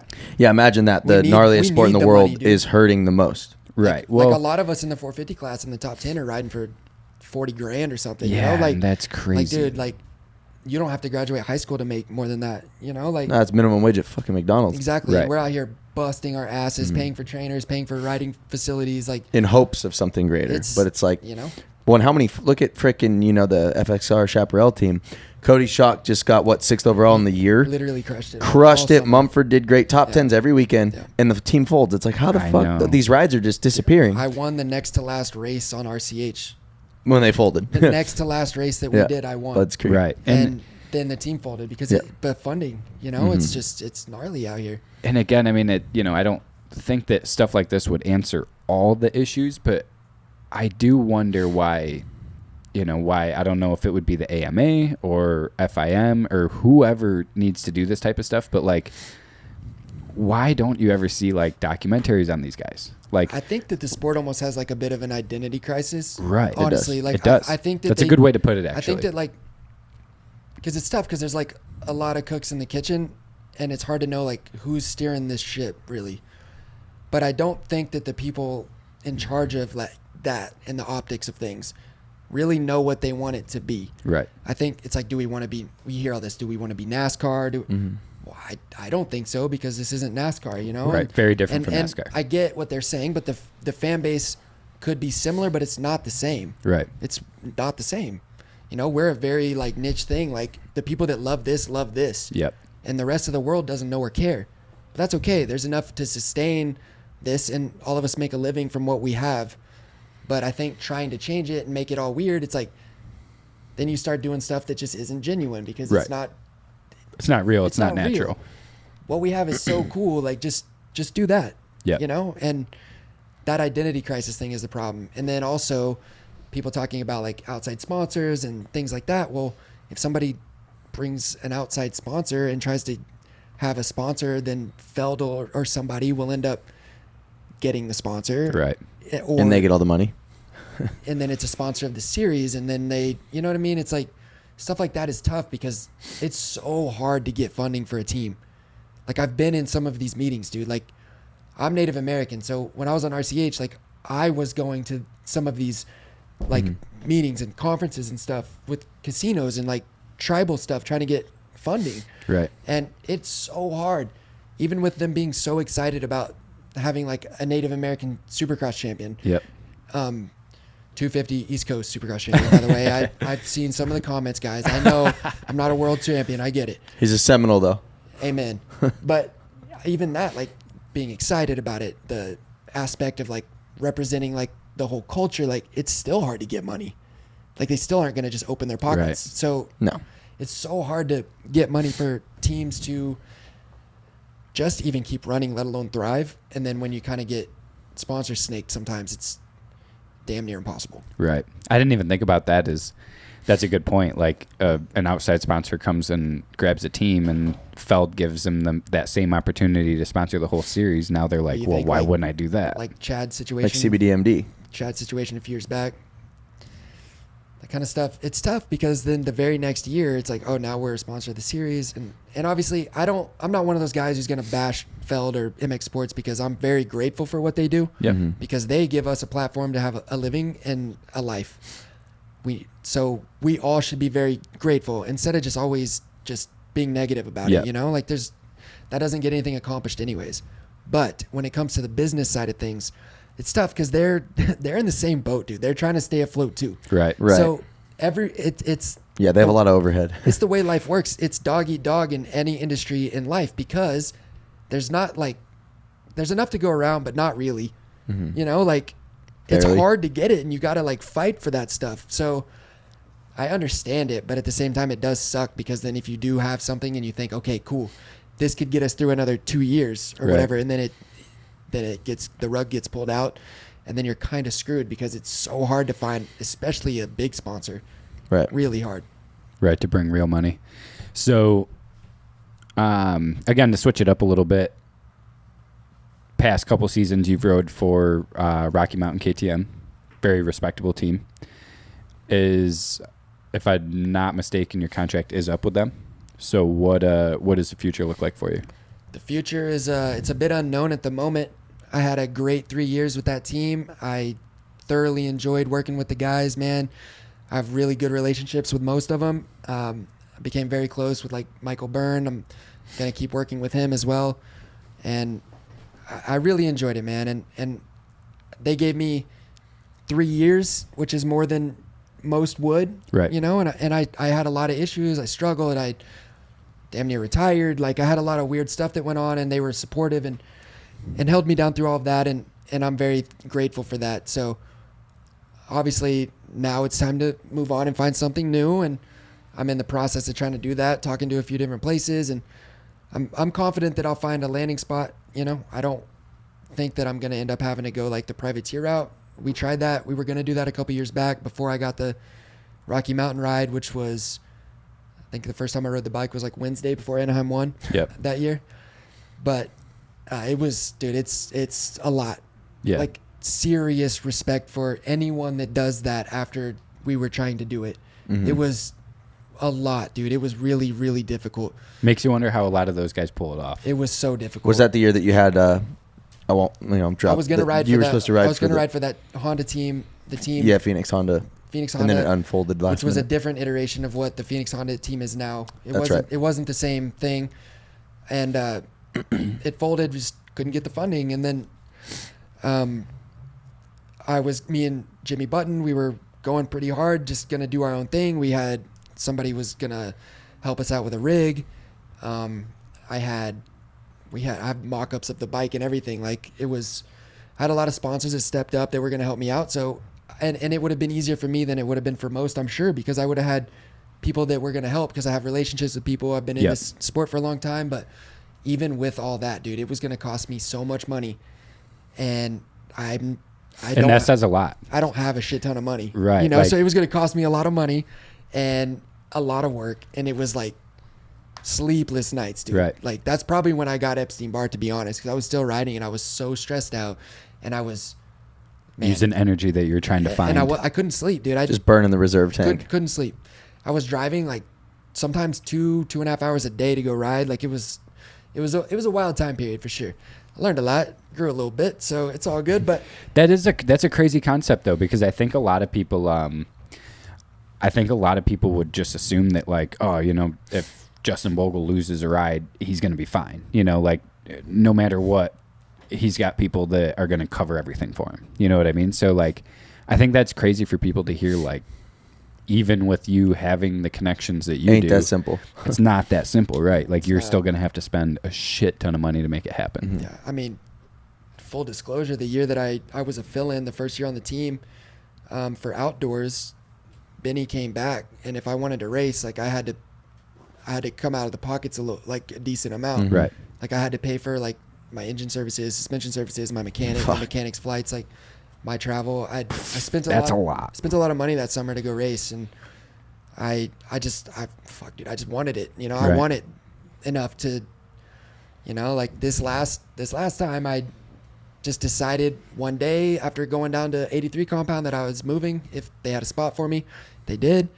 And I sold my house. I had my little car. I sold my car and just moved down to Florida, got an apartment, and right now I literally own my truck and my Harley, and that's it, you know. And I've pretty much like owned a house since I was like 19, so it's a little bit weird, but I mean, it's like the same thing with that, dude. I was gonna spend a bunch of money to do the privateer thing. I ended up spending a good amount to race for a respectable team with a great motorcycle. So I mean, I didn't look at it as a loss because I was already kind of gonna have to do that. So it is what it is, but this stuff ain't nothing simple in life, man. Especially if it's cool and awesome, you know? Yeah. It can't be easy and it can't be just all roses all the time. It's gotta suck sometimes, but I mean, it sucks when it sucks. Don't get me wrong. I don't like it, but shit, man, you learn a lot. Makes you appreciate the good You learn time. a lot from it. You get a lot of perspective on life, and it is what it is, man. If you choose to look at it that way, at least, you know? Mm-hmm.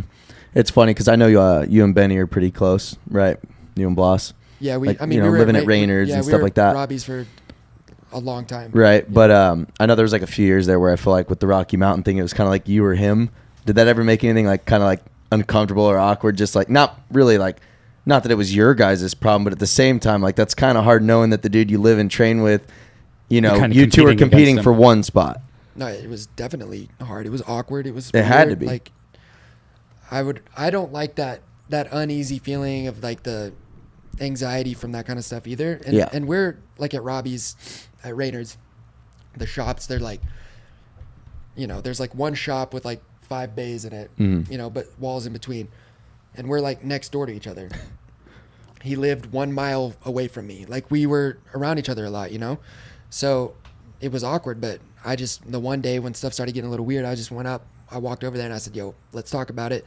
We talked about it. I said, whatever happens, happens. If you're better than me and you beat me, then you deserve it, and I will be happy for you. Right. And if vice versa, like I would hope that you would do the same. So for me, that was big because just to clear that air, because it was awkward. Mm-hmm. And it sucks when you kind of get pitted against each other. You know, Right. like I don't. Yeah. That's tough because Like of all people and times and shit, it had to be that. Like it's just. and to make it worse, I only got the fill-in ride because Benny called them and told them that I should. Right, and then it was the next year that you were competing. Exactly. So he probably felt like, oh fuck, I'm being pushed out. So it was a tough situation, but Right. understandably so. Like it was tough for me to not have any clue what my life was going to go and turn into, but it was Right. tough for him to know that, like, all right, well, I was helping my friend out, and then now he might be taking my job, you know? Like, Right. that wasn't comfortable for anybody involved. It's never Yeah, it's a fun. weird deal. Yeah, Yeah. it's a shitty position to be put in, It but sucks, but also it's just tough because there's no spots. So, like, No. where were either of us going to go? 450 class, you're fucked. Right. There's no other way around it. There's literally only a handful of opportunities. And once those are full, nobody's opening the door or creating one for you. Yeah, It's not. No, and doors keep closing. Look at Moto Concepts. I mean, they're coming back with Brayton, but like they shut down for a bit. They were gonna be arena cross team. Like it's like fuck, no one can stay afloat anymore. It's The 450 class is just very getting a ride's a difficult. dime a dozen. Yeah, it's tough, man. The 250 class, I tell all those guys, the grass ain't greener. Like, stay there as long as you can because Honestly. I miss those days of getting podium bonuses every weekend and Right. getting a paycheck that like was, you know, a decent paycheck. Like I miss those days. So don't take It was that comfortable. don't take that for granted because Right. I think a lot of us do, and you shouldn't because the other side of that coin, if it doesn't go well right off the bat, Mhm. you can end up in that weird purgatory that I've been in, which is like I'm riding for either free or I'm riding for like not that much money and you know just kind of struggling to try to get back on my feet. And yeah, here we are how many years later and I still same old thing, man, trying to get a ride to try to climb back on the horse and prove myself again, you know. Yeah. But I mean, whatever, man. You gotta, if you ain't up for that challenge, then you need to probably go Probably home. in the if you're wrong scared, deal. go to church. You know what I mean? Yeah. Like, Right. whatever. I'm ready for it. It is what it is. Yeah. Right. So It's fun anyway. what got you into the music? How did all that come about? It happened just like, I don't know, just super like organically. Me and my buddies would just, so when we were in amateurs, we would all like ride around on our scooters or whatever we had and be like, we had this thing called Rap 30. We were like Rap 30s it was at like the Honda of Houston semi a lot, or Yeah. whoever's motorhome had a good like B Fresh. speakers, right? And we would like all meet there like Rap 30s at like 6 or whatever, and we would all play like instrumentals and just freestyle, right? Like Yeah. just being kids. And then Brad Frace got a computer and started like trying to figure out kind of how to make beats and stuff. And then I got a MacBook and started trying to figure it out just with GarageBand and all that. And Yep. built a little shed into a studio space kind of sort of at my parents' house in the backyard and spent a lot of time in there trying to figure out what does what. And I mean, this is when I'm young, dude. I'm maybe 16, like just driving, I guess. And Brad, who is one of my best friends, like him and Colt, we've been, three of us have been together a lot throughout our lives, you know? So Brad got hurt. He was paralyzed. He was in a chair for a couple years. That was gnarly. And he needed something, right? So he dove in pretty deep and started learning how to make beats, did all that stuff. And then it just kind of like happened from there. Like he's making stuff, so he'll send me stuff because I always like doing it as well. Yeah. And then just kind of escalated from there. And then, I don't know, man, here we are like a decade later and I'm still just like super into it. Like I love doing it, you know? Like I love recording my voice. Yeah. You know what I mean? I love hearing my voice and messing with different plugins and different ways of like harmonizing with myself and layering it and, you know, like meeting other people that make stuff and making stuff with them. And it's just, You're one of those people that you get attached to something and you love the feeling of like progression. absolutely. And I think I'm very, like I said this earlier, I get super like passionate about Everything you do. things that I love, man. Yeah. Like it doesn't matter. Like even if it's like my friends, like I'm ride or die from like my friends and my family and people, because it's really all you got, you know. Yep. Whatever when you have something that you love, whatever it is, it's like the only thing that really makes you want to do anything, you know. Like otherwise, like life gets kind of hard. You're like, well, what's the point, really? Right.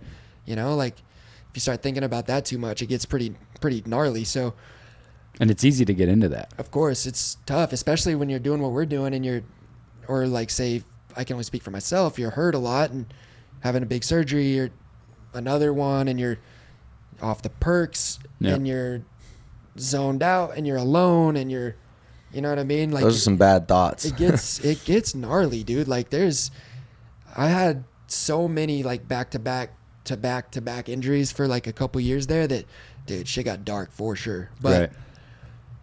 I literally turned it around because Brad could kind of tell. He's like, yo, something's kind of up. Like, dude's being weird, you know? And he literally just was like, fuck it. And he moved down with me in Florida, and we just started making music again, like every day. That's a homie. I was training. Yeah. He was helping me out. He was helping me cook because I was like super busy. Like literally just like, Revived you. yeah, but just having that, like someone care about you enough to do that was like, dude, crazy. Like I still almost get emotional about it because like he didn't have to do none of that, you know? Right. But, No, like, that's a diehard it's move. That's crazy, like man. that's motivating in itself. Like if you know, when you have somebody that believes in you enough to roll with you like that, kind of down enough to put their shit on, you know, to the side, on pause, because they Amazing. believe in you. Like that, you know, that goes a long ways. Yeah, it was really, really awesome of him to do, but also like it really kind of turned everything around for me because I felt like I had that support again. Like I was super like by myself. Yeah. Like I obviously knew people down there, but all my like close friends, my family, no one was down there, and I was hurt and I was dealing with that. And then you got like your personal stuff going on, like relationship stuff. If you're hurt and being an asshole to everyone, like that's not going to last either, you know? So you got other stuff going on too. And it gets to be a lot. So when he did that, we started making music. I had got that outlet back again and started to kind of feel like myself again. We started filming a lot. We would film dumb stuff. Like I was sponsored by like a drink company a few years back, and we would film like just funny little videos for that. And it was like, Yep. fun, like life was fun again. Yep. You know, and then I ended up moving back to Oklahoma City, and he lived with me until like I moved to Florida, you know, so we would just make music, make videos. He'd come to the track with me every day, and whatever needed done, he would do it. And he would always film, and I'd always have like content for stuff. And it was really fun time period in my life for sure. Like I always look back at that time period, like kind of good like days. like the Phoenix kind of thing, you know, like I felt like I was like down in it, you know, like down for the count, and I crawled back up and was back to kind of doing me again and having fun and felt like myself again. So yeah, man, shit like that though, that'll just remind you or show you or prove to you like who should be in the wheel, you know what I mean? Exactly. Yep. Like Yep. there's not everybody deserves that, bro. No. You know? Yeah. No, absolutely. 100%. On that subject actually kind of reminded me. I know you got pretty deep into the concussion talk on the Gypsy Tales podcast. But when you was the bad head injury, like the final straw, was that the Glendale one? Yeah. So like I remember you said on there that, you know, there was a lot of like really dark days and shit like that. Like in that moment, because that really wasn't that long ago, what really helped you get out of that? Like what pulled you out of that bad situation? So I was already feeling really frustrated and starting to get a little bit jaded and just like not feeling like myself. I wasn't enjoying much of what I was doing leading up to that. And then I get hurt, and I'm like, it was gnarly. Like we're going fast. I hit the ground. My hands were behind my back. Like I wasn't ready for it at all. And that night I like was in the hospital that night, and I remember feeling like I was going to die, all this weird stuff, right? Like I'm like, it was gnarly. And from there I go home, and I called my agent. I called Jimmy, who I don't even like calling him my agent, my friend Jimmy. Like he's been there for me through all this, and clearly I haven't been making him a lot of money, so he must care about me. He's a day one for He sure. must care about me. So called Jimmy and Robbie and a few people, and I was like, basically like I'm done. Like I literally just had all this other stuff going on, and I finally, like this one, that's it. And I'd never felt that before, dude. Like leading into the year, into 2014, I crashed on a triple and fractured like a bunch of stuff in my back, broke my shoulder blade in half. I was knocked out for like 5 minutes or something. Like, and I remember waking up and being so pissed because I was like, I'm missing Supercross. Like, it's all I could think of. Like, I was fine, but I was pissed. Yeah. And that time was different. It was kind of like foreign territory because I woke up and I was like, whoa, I don't like this. I don't like how I feel right now. Like, I don't. Just different. I don't know. And Not like breaking a bone. Breaking a bone. No, not at all. I'd much rather do that. But so I decided, I was like, fuck it, I'm done. And then I'm trying to do other stuff. I'm like, I made an album. I was just like, I was kind of going out with friends and like, just like trying to hang out and have fun and just see what being normal was like. Yep. And Brad was still living with me. So we were trying to like occupy ourselves, and we were making clothes and we were making music and we were like doing other stuff and trying to just stay busy. And if anyone follows me on Instagram, they probably see like CP, like one of my homies, he raps. He's like really dope, but he was living with me too until I moved to Florida. So we were all hanging out together. So it could have been worse for sure, but it's also right when all like the quarantine stuff happened. So we couldn't go anywhere. So we're all kind of stuck at home.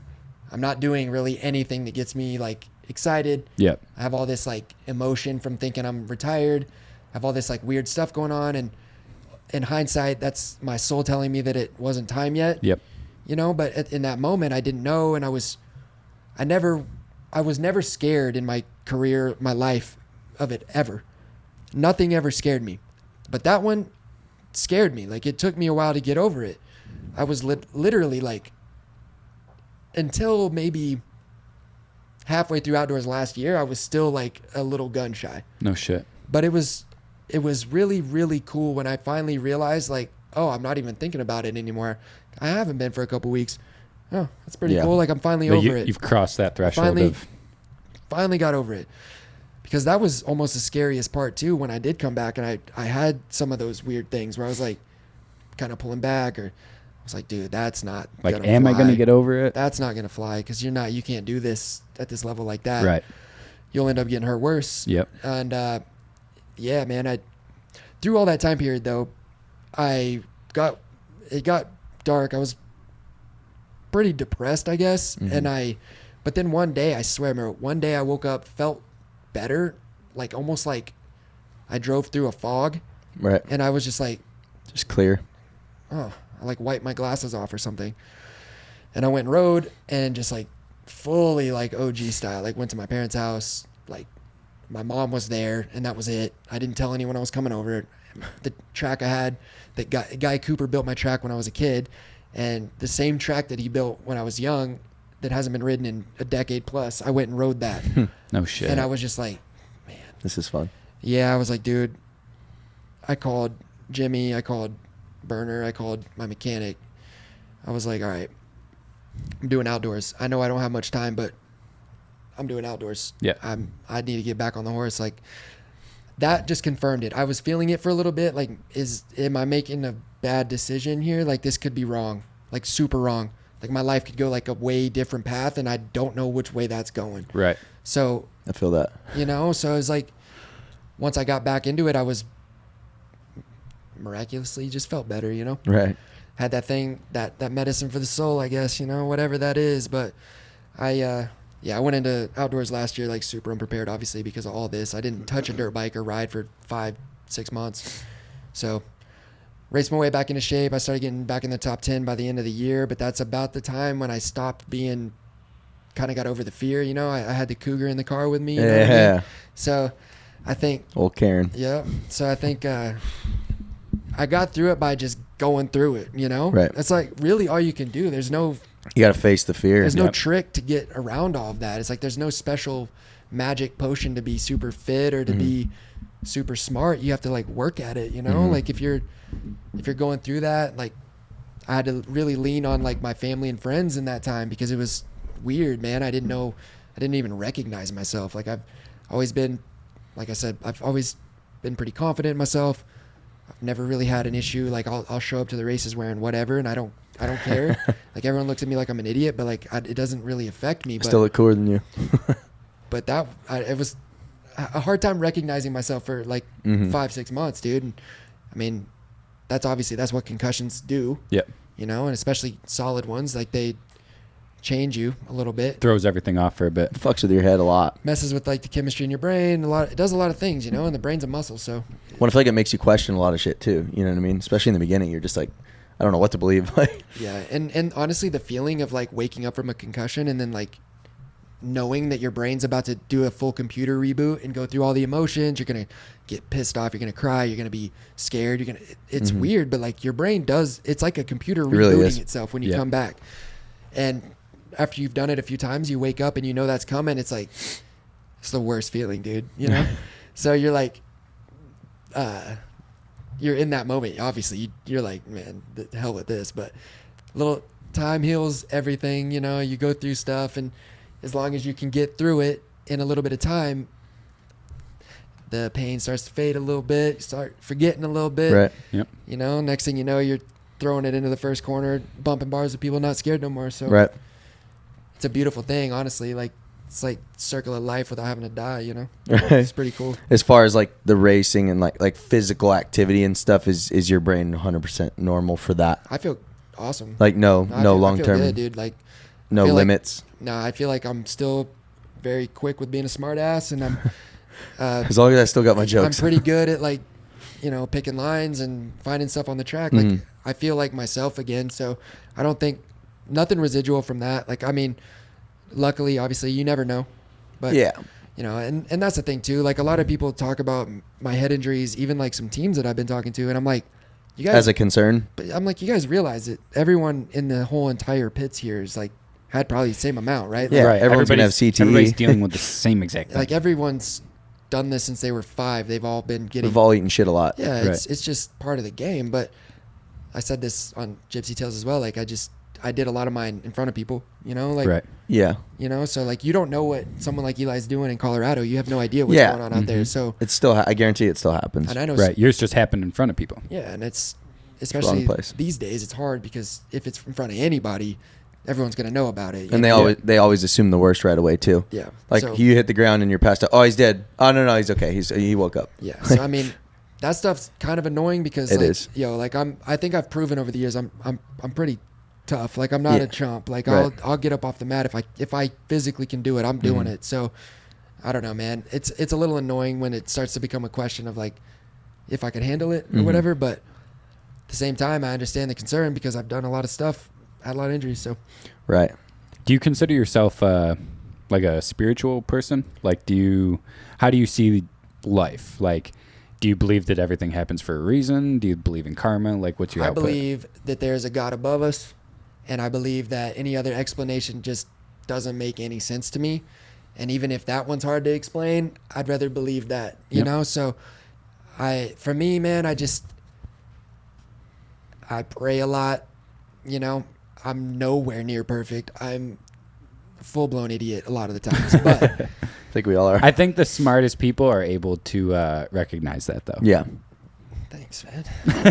Well, I like. If you to don't think, get it, you're a dumbass. And I'm just. Well, I mean, I tell I say it all the time. Like, I'm a fucking idiot. Don't listen to me. Yeah. Like, you know, for everybody that watches this, don't listen to most of the shit I say because I'm probably not the best person to listen I to. always just say, listen to yourself, bro. Like, you probably know good as I do. Well, I'm just out here exactly. winging it too, you know? Right. But Look at me and listen to him. Yeah, I do like to think that, like, you know, I don't think I'm the dumbest person in the world either, you know? Nah. But, you know, Eh. I think as far as Fuck like all that stuff goes though, like I believe in God. I believe that it's hard because like am I naive enough to believe in like destiny and fate and all of that?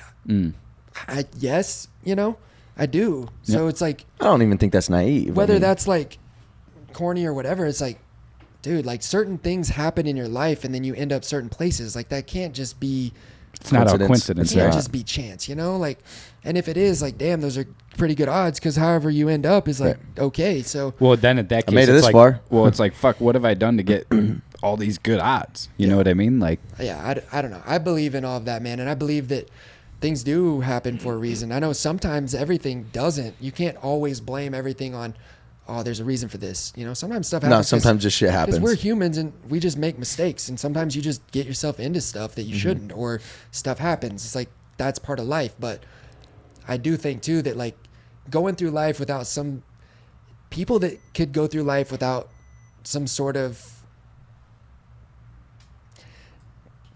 something to believe in is like scary. Right. Like what are you even living for? Like Right. what do you think? Like where's It's kind of no purpose. like what's your moral compass even look like? Like that's probably insane to me.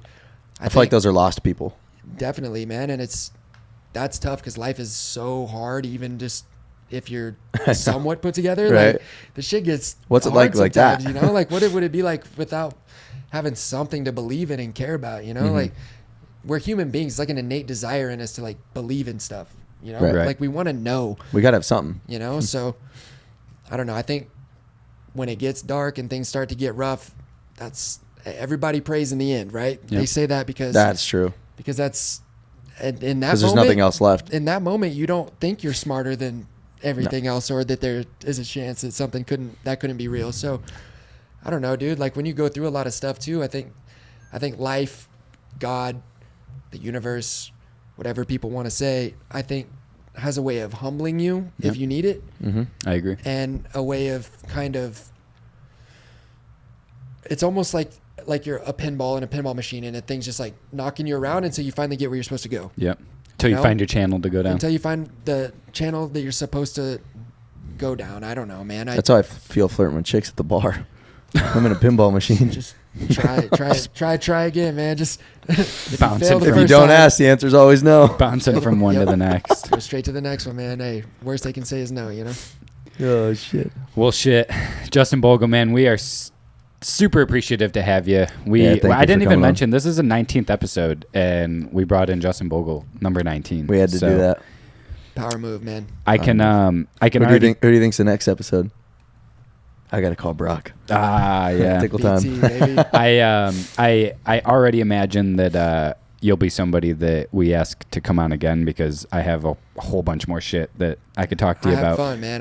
I'm down anytime I'm out here. I'm not out here a lot, but Yep.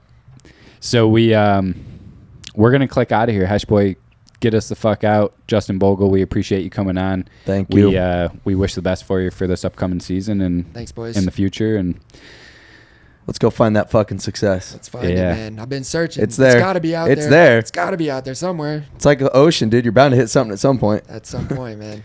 well, I'm gonna go find myself some dinner. So I'm fucking starving. Yeah. Hash boy, click us out of here. Thank you. All right. Thank you to our sponsors always. Without them, we wouldn't be here. Peace. We're out. You're. Sir. Fucking got chilly, dude. I know. I was telling I kept looking at you and I didn't know if that one's on me the whole time, so I'm like, fucking air down.